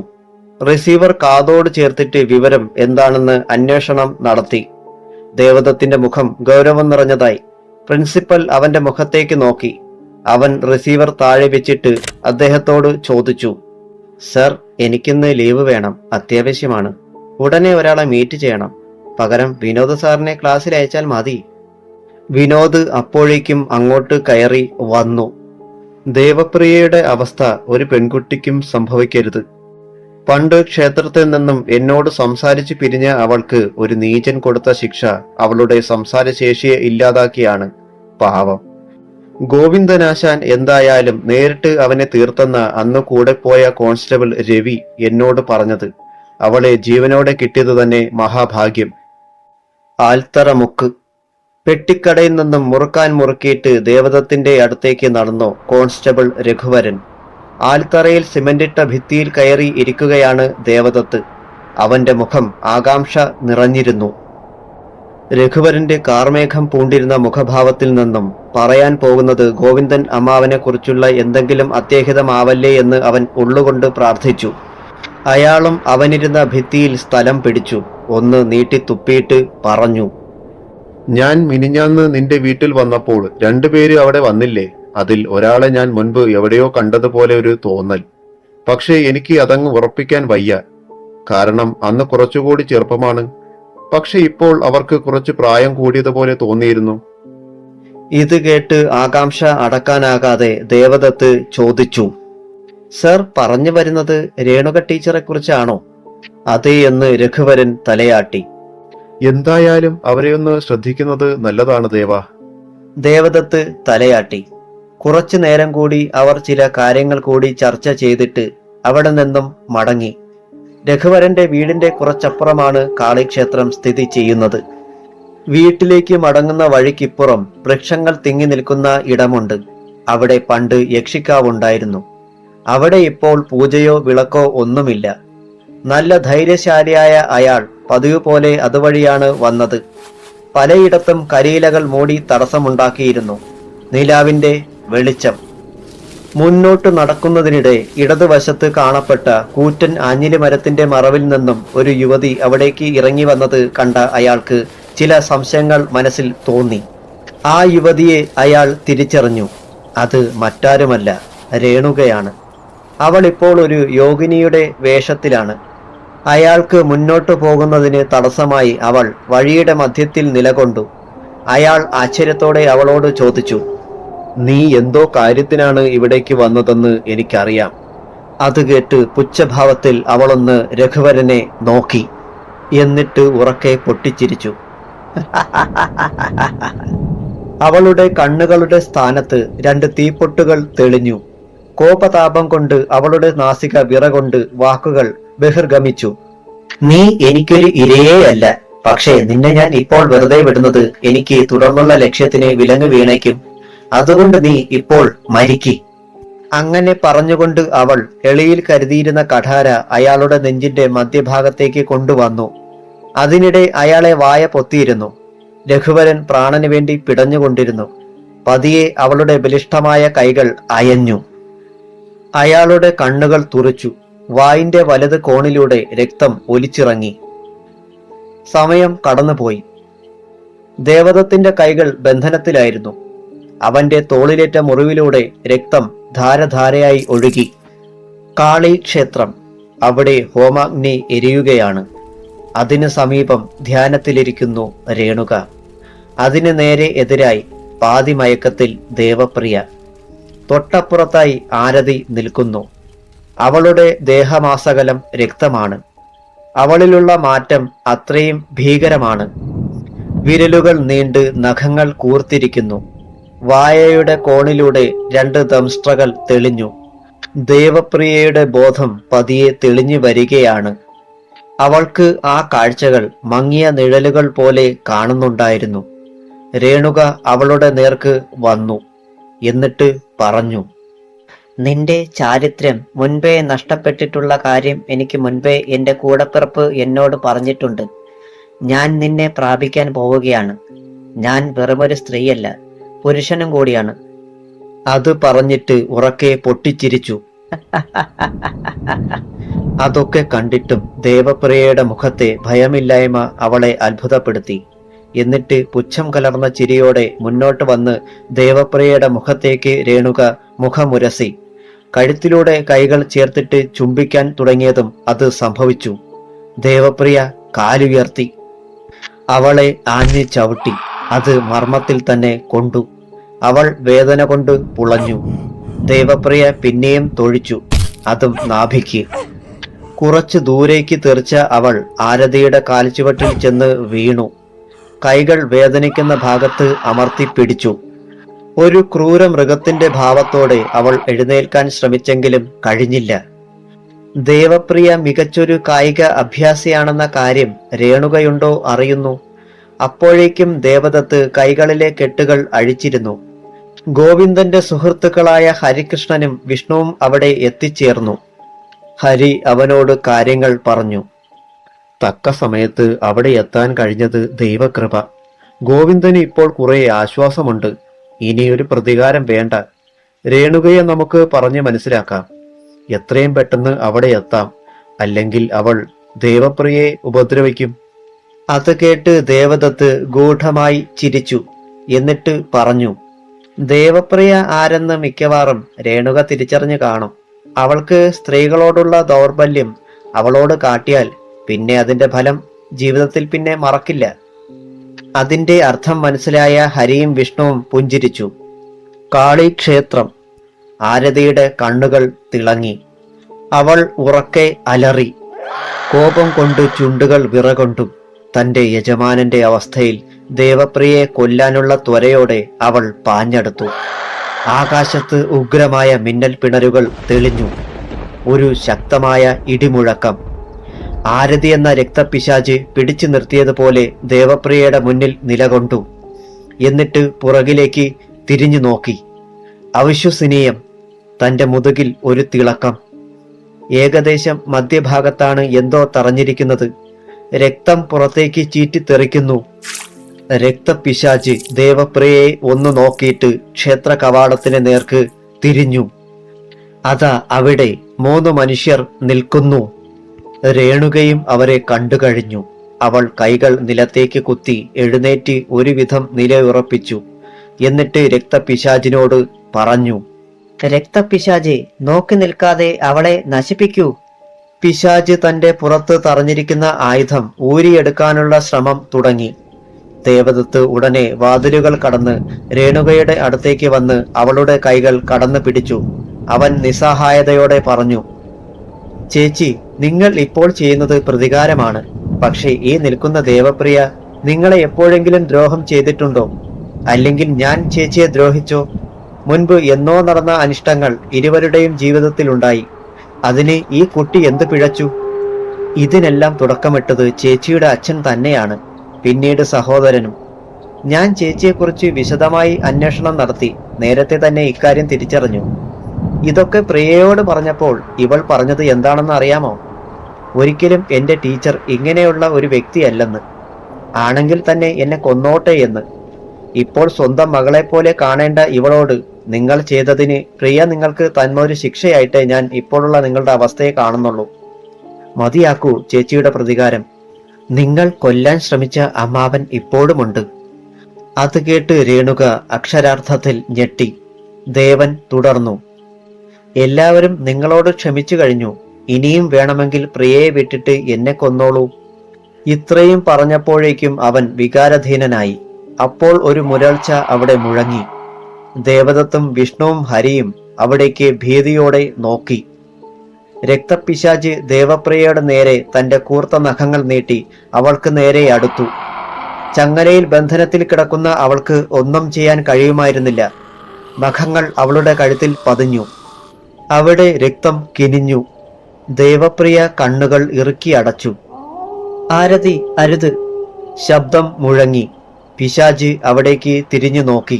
ആശ്ചര്യത്തിൽ കണ്ണുകൾ ഇമകൾ വെട്ടി. അത് പറഞ്ഞത് മറ്റാരുമല്ല, രേണുകയാണ്. രേണുകയുടെ കണ്ണുകൾ നിറഞ്ഞിരുന്നു. പിശാച് വേഗത്തിൽ രേണുകയുടെ അടുത്തേക്ക് ഒഴുകി. കൈകൾ വിടർത്തി ദംഷ്ട്രകൾ പുറത്തേക്ക് കാണിച്ച അവൾ രേണുകയെ ആക്രമിക്കാൻ വന്നതും അവർക്ക് നടുവിലായി ദേവദത്ത് തന്റെ കഴുത്തിൽ കിടന്ന ഏലസ് ഉയർത്തി കാണിച്ചു. അത് ശൂലിനി യന്ത്രമായിരുന്നു. ഗോവിന്ദൻ അവന് സമ്മാനിച്ചത്. രക്തപിശാച് അദൃശ്യഭിത്തിയിൽ ഇടിച്ചതുപോലെ ഭീതി കലർന്ന മുഖത്തോടെ നിന്നു. ദേവപ്രിയെ ഹരിയും വിഷ്ണുവും മോചിപ്പിച്ചു. അവൻ തിരിഞ്ഞ് രേണുകയെ നോക്കി നിസ്സംഗമായി പറഞ്ഞു, കണ്ടോ ചേച്ചി, സ്വന്തം ആയുധം തന്നെ തിരിച്ചടിച്ചത്. ഈ പിശാചിനെ നശിപ്പിക്കാൻ ചേച്ചിക്കും കഴിയില്ല എന്നറിയാം. ഞാനിവളെ നേരിട്ടോളാം. അത് പറഞ്ഞതും അവന്റെ കൈകളിൽ പ്രഹരമേറ്റു. ഹാ! അവന്റെ കയ്യിലിരുന്ന ഏലസ് വാതിലിന് പുറത്തേക്ക് തെറിച്ചുപോയി. അവനെ ഒരു കൊച്ചു കുഞ്ഞിനെ പോലെ ഇരു കൈകളിലും പിടിച്ചുയർത്തി പിശാച് ക്ഷേത്രത്തിന്റെ വെളിയിലേക്ക് എറിഞ്ഞു. കരിയിലകൾക്കിടയിലേക്ക് അവൻ തെറിച്ചു വീണു. അവൾ ദേവപ്രിയയുടെ നേർക്ക് പാഞ്ഞെടുത്തു. എന്നിട്ട് അലറി, ഞാൻ നിങ്ങളൊക്കെ മൃഗീയമായി കൊന്ന മോഹൻദാസിന്റെ മകളാണ്. അങ്ങനെ കേട്ടതും ദേവപ്രിയ അന്ധാളിച്ചു. ഇത് ഒരിക്കലും വിചാരിച്ചില്ല. അപ്പോൾ ഇതെല്ലാം ആരതിയുടെ പ്ലാനായിരുന്നു. നിങ്ങളെയൊക്കെ നേരിടാൻ ഞാൻ പല മാന്ത്രിക വിദ്യകളും പഠിച്ചു, പരകായ പ്രവേശം പോലും. അതാണ് അന്ന് ദേവദത്തിന്റെ ശരീരത്തിൽ എന്റെ ആത്മാവിനെ പ്രവേശിപ്പിച്ചു നിന്റെ അച്ഛനെ കൊല്ലാൻ നോക്കിയത്. ജീവൻ പോയെന്ന് കരുതി കാട്ടിൽ ഉപേക്ഷിച്ചു. പക്ഷേ എന്റെ കണക്ക് കൂട്ടൽ തെറ്റി. ദേവദത്തിനെ തെറ്റിദ്ധരിപ്പിക്കാൻ ദൂരെ നിന്നും ഒരു സുന്ദരിയായ ഹിജനയെ കൊണ്ടുവന്നു. അവളെ ഈ ക്ഷേത്രത്തിന്റെ കവാടത്തിനടുത്ത് വെച്ച് വിഷം കൊടുത്തു കൊന്നിട്ട് അവളുടെ ശരീരത്തിൽ ഞാൻ കയറി. ഇവിടെ പൂജ നടക്കുന്നെന്നും അതൊരു ഹിജനയാണെന്ന് വിശ്വസിപ്പിച്ചു നിങ്ങളെ. കാരണം നിന്റെ അച്ഛനെ ഇവിടെ കിട്ടണമായിരുന്നു. ഞാൻ കരുതിയതുപോലെ തന്നെ കാര്യങ്ങൾ നടന്നു. നിന്നെ എനിക്ക് വേണമെങ്കിൽ നിന്റെ മുറിയിൽ കിടക്കുമ്പോഴേ കൊല്ലാമായിരുന്നു. പക്ഷേ ഞാൻ അന്ന് അത് ചെയ്താൽ എല്ലാവരും എന്നെ സംശയിക്കും. അത് പാടില്ല. ഞാൻ ഈ ദിവസത്തിന് വേണ്ടി കാത്തിരുന്നു. എനിക്കെതിരെ നിന്ന രഘുവരനെയും ഈ രേണുകയെ കൊണ്ട് ഞാൻ കൊല്ലിച്ചു. അയാൾക്ക് ഇവളെയായിരുന്നു സംശയം. വിഡ്ഢി. പിന്നെ ഈ രേണുക, സ്വന്തം അച്ഛനെയും സഹോദരനെയും നഷ്ടമായ ഇവൾ ജനിച്ചപ്പോൾ ഒരു ആൺകുട്ടിയായിരുന്നു. അന്ന് ഇവളുടെ പേര് രാജീവ് എന്നായിരുന്നു. പിന്നീട് ഇവളുടെ സ്വന്തം തിരിച്ചറിഞ്ഞ സ്ത്രീയായി. അതായത് എന്റെ പിതൃ സഹോദരിയാണിവൾ. ഒരു മന്ത്രവാദിനിയാണ്. ഞാൻ ഇവളിലെ സ്ത്രീയെ ഉപയോഗപ്പെടുത്തി പുരുഷന്മാരോടുള്ള രേണുകയുടെ ലൈംഗിക ആസക്തിയാൽ ഒരുപാട് പുരുഷന്മാരെയും സ്ത്രീകളുടെയും രക്തം ശേഖരിക്കാൻ ഇവൾ എനിക്ക് അവസരമുണ്ടാക്കി. ഒരു കളിപ്പാവ മാത്രമാണ് രേണുക. ഇവളിലൂടെ ഞാനൊരു പിശാചായി. പക്ഷേ അവൾ തന്റെ കർത്തവ്യം മറന്നപ്പോൾ അവളെ ആദ്യം കൊല്ലാൻ ഞാൻ തീരുമാനിച്ചു. അതും നടന്നില്ല. ഞാൻ ആരെന്ന് അറിഞ്ഞിട്ട് നീ മരിച്ചാൽ മതി പ്രിയേ. അതുകൊണ്ട് ഞാൻ ഇതെല്ലാം പറഞ്ഞു. ഇനി നിന്റെ സമയമായി. ഇതെല്ലാം കേട്ടുനിന്ന രേണുക പശ്ചാത്താപത്തോടെ തല താഴ്ത്തി. പെട്ടെന്ന് രക്തക്കൊതിയോടെ വീണ്ടും ദേവപ്രിയയെ പിശാച് ആക്രമിച്ചു. ഒരു നിലവിളി അവിടെ ഉയർന്നു. പിശാചിന്റെ കണ്ണുകൾ തിളങ്ങി. അവളുടെ നിറഞ്ഞ മാറിന് നടുവിലായി കഠിനമായ വേദന. അവിടെ വെളിച്ചമേറ്റ ഭാഗത്ത് സ്വർണത്തിളക്കം. അതൊരു ശൂലമായിരുന്നു. കാളി വിഗ്രഹത്തിലെ അതേ ത്രിശൂലം. അവിശ്വസനീയമായി അവൾ പുറകോട്ട് തിരിഞ്ഞു നോക്കി. അവിടെ സംഹാര രുദ്രയെ പോലെ രേണുക. അവൾ ആ പിശാചിന്റെ മുഖത്തേക്ക് പകയോടെയും ദുഃഖത്തോടെയും നോക്കി. ത്രിശൂലം ഒന്നുകൂടി മുന്നോട്ട് അമർത്തി. ആരതി എന്ന രക്തപിശാചിന്റെ വായിൽ നിന്നും രക്തം പ്രവഹിച്ചു. അവൾ വേദന കൊണ്ട് അലറി. അവിടമാകെ രക്തപ്രവാഹം. അതിനിടെ ദേവദത്ത് അവിടേക്ക് കയറി വന്നു. പിശാചിന്റെ മുറിവിലൂടെ രക്തം ധാരധാരയായി ഒഴുകി. പക അടങ്ങാത്ത അവൾ ദേവപ്രിയയുടെയും രേണുകയുടെയും നേർക്ക് നടന്നെടുത്തു. ഇരുവരുടെയും കഴുത്തുകളിൽ പിടികൂടാൻ ഒരു ശ്രമം നടത്തി നോക്കി. ഇത് കണ്ട് ദേവദത്ത് പിന്നെ അമാന്തിച്ചില്ല. തന്റെ എളിയിൽ തിരുകിയിരുന്ന കഠാര ദേവപ്രിയയുടെ നേർക്ക് എറിഞ്ഞുകൊടുത്തു. ദേവപ്രിയ അത് വലത് കൈക്കുള്ളിലാക്കി. തൽക്ഷണം അവൾ താൻ ഇതുവരെ ഉറ്റ സ്നേഹിതയായി കരുതിയിരുന്ന ആരതി എന്ന ആ പിശാചിന്റെ നേർക്ക് വേദന നിറഞ്ഞ മനസ്സോടെ ആ കഠാര ആഞ്ഞ് വീശി. കൃത്യം കഴുത്തിൽ തന്നെ അത് കൊണ്ടു. പിശാച് പിന്നെയും അലറി. ദേവപ്രിയ വേദനയോടെ കണ്ണുകൾ ഇറുക്കിയടച്ചു. നിമിഷങ്ങൾ കൊഴിഞ്ഞു. പിശാച് നിലത്തേക്ക് വീഴുന്ന ശബ്ദം. ഇത്രയും ആയപ്പോഴേക്കും ദേവപ്രിയയ്ക്ക് ബോധക്ഷയം സംഭവിക്കുന്നത് പോലെ തോന്നി. അവൾ നിലത്തേക്ക് വീഴാൻ തുടങ്ങിയതും രണ്ട് കൈകൾ തന്നെ താങ്ങുന്നത് പോലെ അവൾക്ക് തോന്നി. അരികിൽ തലമുടിയിൽ തഴുകുന്ന വിരലുകൾ. അത് മറ്റാരുമല്ല, രേണുകയാണ്. തൊട്ടടുത്തായി ദേവദത്തം. വയറിനു കുറുകെ മുറിവിൽ വെള്ളത്തുണി കെട്ടിവെച്ചിട്ട് കസേരയിൽ ഇരിക്കുന്നു അച്ഛൻ ഗോവിന്ദൻ. വർഷങ്ങൾ 3 കഴിഞ്ഞു. ഇന്ന് കല്യാണമാണ്. ഒന്നല്ല, 2 കല്യാണം. 1 ഗോവിന്ദൻ വേഡ്സ് രേണുക. 2 ദേവപ്രിയ വേഡ്സ് ദേവദത്ത്. 2 വർഷത്തോളം രേണുകയുടെ ഹോർമോൺ ട്രീറ്റ്മെന്റ് ആയിരുന്നു. കഴിഞ്ഞ വർഷം അവൾ പൂർണ്ണമായും ഒരു സ്ത്രീയാകാനുള്ള സർജറി നടത്തി. രേണുകയ്ക്കിപ്പോൾ ദേവപ്രിയ സ്വന്തം മകളാണ്. ഗോവിന്ദനും അവളെ അംഗീകരിച്ചു. ദേവപ്രിയയുടെ നിർബന്ധം കാരണമാണ് ഗോവിന്ദൻ രേണുകയെ വിവാഹം ചെയ്യാൻ തയ്യാറായത്. ആദ്യ രാത്രിയുടെ മധുര സ്വപ്നങ്ങൾ അവർ നെയ്തെടുത്തു. കഥ അവസാനിച്ചു. കഥ ഇഷ്ടമായെങ്കിൽ ലൈക്ക്, ഷെയർ, സബ്സ്ക്രൈബ് ചെയ്യാൻ മറക്കരുത്. ഇതുവരെ സപ്പോർട്ട് ചെയ്ത എല്ലാവർക്കും എൻ്റെ ഹൃദയം നിറഞ്ഞ നന്ദി. ഞാൻ നിങ്ങളുടെ മിഥുൻ.